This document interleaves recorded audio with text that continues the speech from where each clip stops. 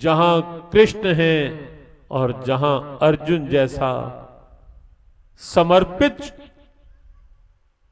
धनुर्धारी है, श्रद्धावान, विजय वही है, श्री वही है, नीति वही है, विभूति वही है। इसलिए राजन, अपनी विजय की इच्छा बिल्कुल छोड़ दो।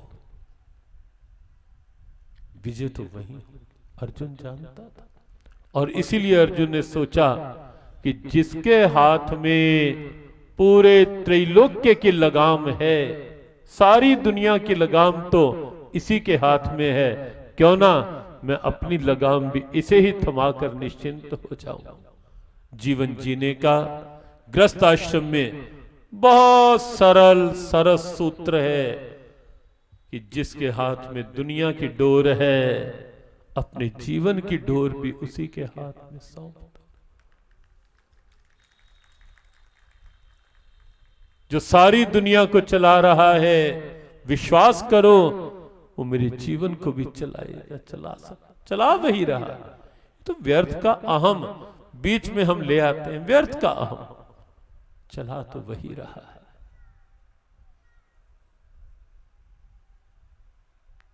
शरीर को चलाने वाला कौन?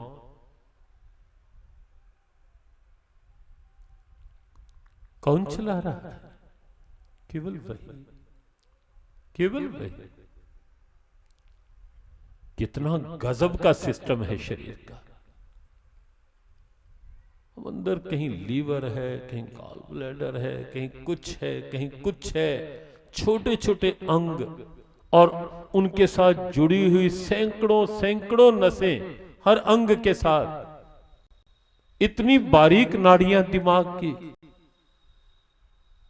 कौन लगातार रक्त संचार कर रहा है, ब्लड सर्कुलेट कर रहा है।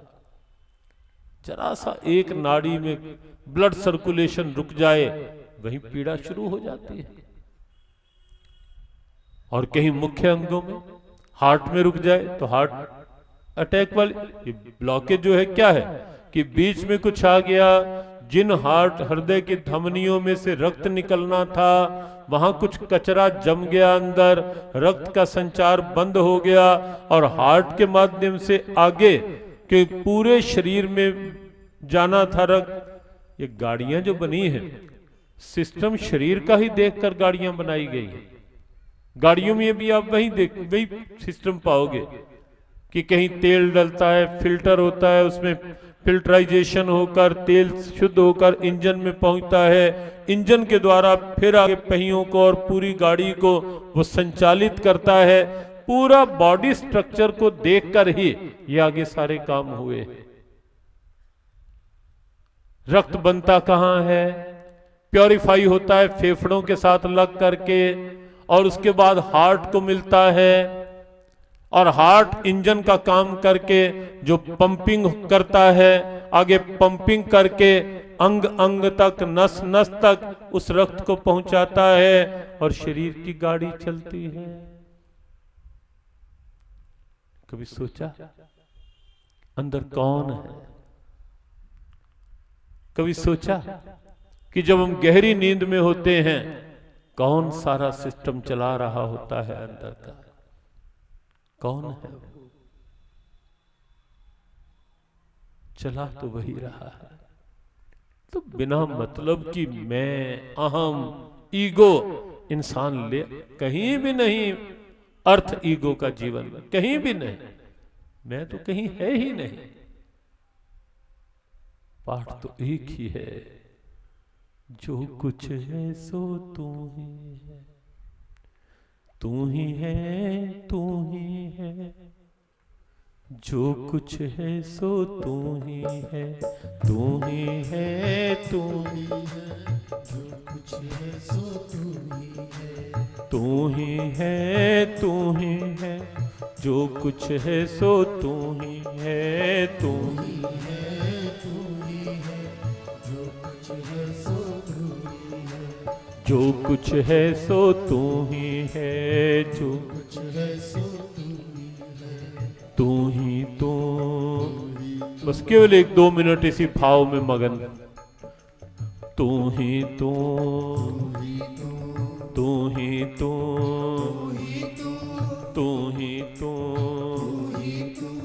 जिधर भी देखो, जिधर भी देखो, जहां भी देखो, जहां भी देखो, भीतर बाहर, आगे पीछे, ऊपर नीचे, दाएं बाएं, अगल बगल में, अगल बगल में, जिधर भी देखो, जहां भी देखो, तू ही तू, तू ही तू, तू ही तू, रोम रोम में, रोम रोम में, नस नस में है, नस नस में है, रोम रोम में, श्वास श्वास में, श्वास श्वास में, दूर पास में, दूर पास में, कण कण में है, कण कण में है, जन जन में है, तू ही तू, तू ही तू, तू ही तू, तू ही तू, तू ही तू, तू ही तू, तू ही तू, तू ही तू, तू ही तू।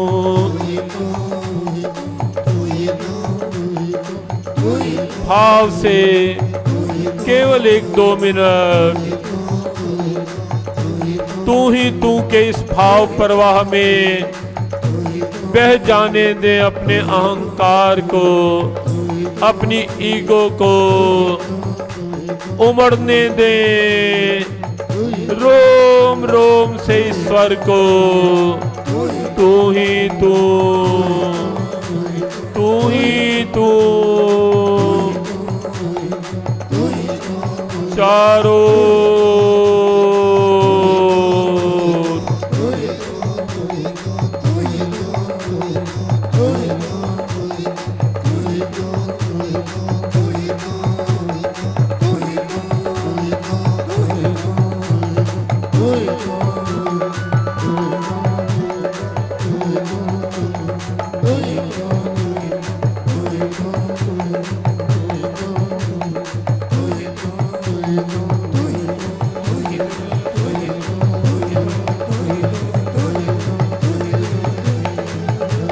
तू ही है,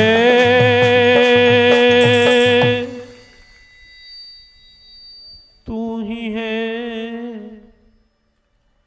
जो कुछ है सो तू ही है, तू ही है, तू ही है, जो कुछ है सो तू ही है, जो कुछ है सो तू ही है, जो कुछ है सो तू ही है, तू ही तू, तू ही तू, तू ही तू।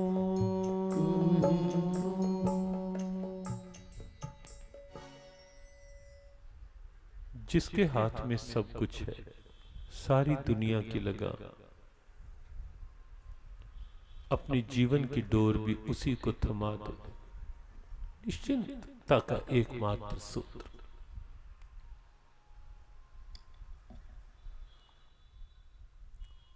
जब है सब कुछ उसी के हाथ में, तो अपनी मैं क्यों?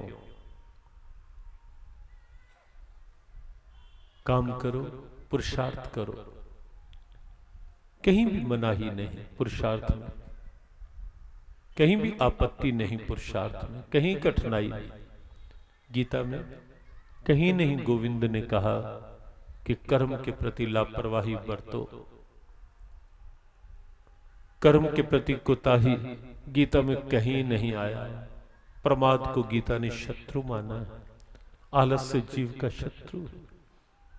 कर्मठता, सजगता, जागरूकता, कर्तव्य निष्ठा, ये गीता का मूल मंत्र है। लेकिन कर्तव्य की निष्ठा के साथ साथ कर्तव्य के प्रति पूर्ण सजगता के साथ साथ यह भी आवश्यक है कि कर्म करते हुए कहीं अहम साथ न जुड़े। मैं कर रहा हूं ये नहीं, तेरी कृपा से हो रहा है ये भाव। और उसके बाद जो होगा तो तेरी कृपा से होगा। प्रार्थना निष्क्रियता का नाम नहीं कि मैं करूं कुछ नहीं और प्रार्थना करूं, वो प्रार्थना नहीं है। प्रार्थना निष्क्रियता नहीं है, प्रार्थना सजग स्थिति है जीवन की। लेकिन सजगता के बाद पुरुषार्थ का अहम नहीं, मुझे विश्वास है तेरी कृपा पे। और प्रारंभ जहां से किया गया, आज कर्म कर रहा हूं, योजना बना रहा हूं, लेकिन ये विश्वास है कि तेरी कृपा से ही योजना पूरी होगी। इसलिए तेरी कृपा पर छोड़ रहा हूं आगे की चिंता। आगे की चिंता में मुझे नहीं करनी, आगे की चिंता तेरी कृपा पे छोड़ रहा हूं। ये विश्वास है तेरी कृपा होगी तो असंभव कुछ नहीं तेरी कृपा के आगे। और मेरे अहम से संभव हो पाएगा मुझे लगता नहीं। इसलिए दीन बंधु दीनानाथ, मेरी डोर तेरे हाथ। अर्जुन ने सारथी गोविंद को बनाया, निश्चिंतता से आगे बढ़ा। श्रीमद् भगवद गीता व्यवहारिक प्रेरणाओं का वर्तमान का सर्वाधिक समीचीन, उपयोगी, प्रेरक सद्ग्रंथ है।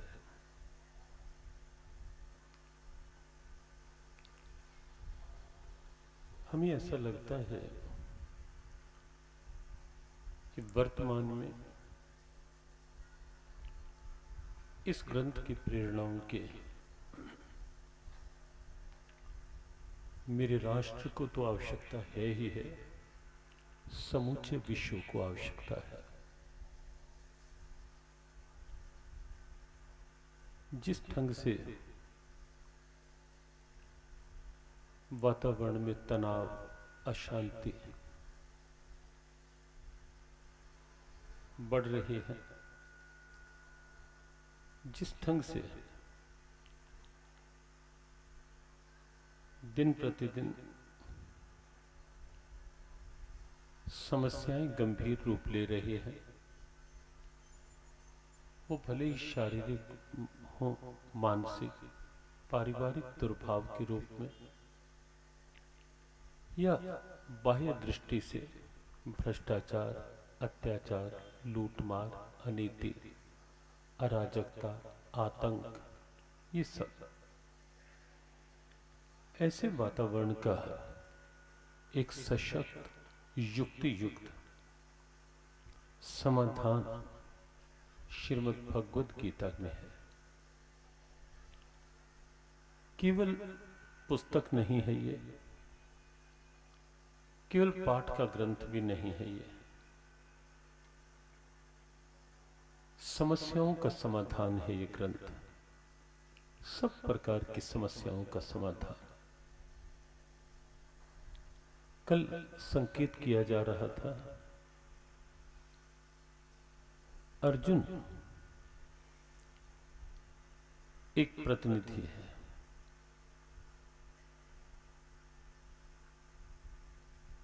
मानव मात्र का।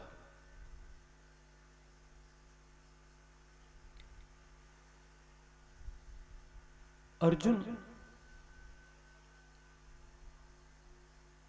किसी भी दृष्टि से ऐसी स्थिति में नहीं था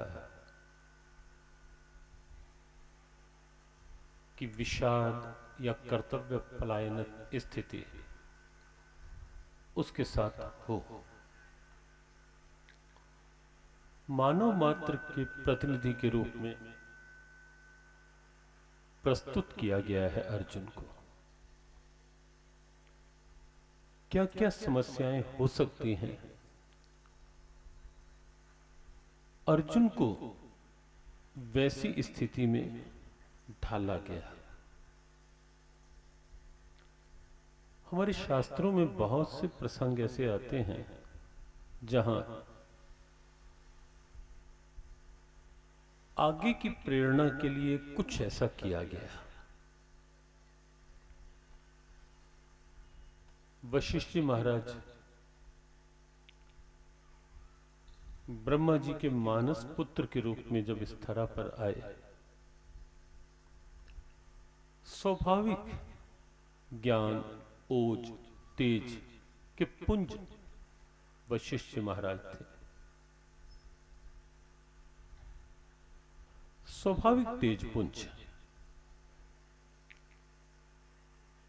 लेकिन अकस्मात कुछ ही क्षणों में उनकी स्थिति ऐसी बनी, ऐसा उन्हें लगा जैसे बहुत पीड़ा, बहुत कष्ट, बहुत वेदना। कुछ देर तक एक छटपटाहट सी वेदना की, कुछ ही देर के पश्चात पुनः सहज स्थिति। पूछा वशिष्ठ जी ने ब्रह्मा जी से कि ये सब क्या था? उत्तर मिला कि तेरा जन्म स्वाभाविक तेज पुंज